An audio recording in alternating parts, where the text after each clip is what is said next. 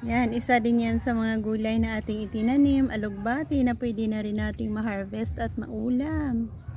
Ganda na kanilang pagkakatubo. Mayroon din tayong seedlings na itinanim sa gilid niya ang ating papaya. So, once na mag-okay yan, pwede natin i-transplant.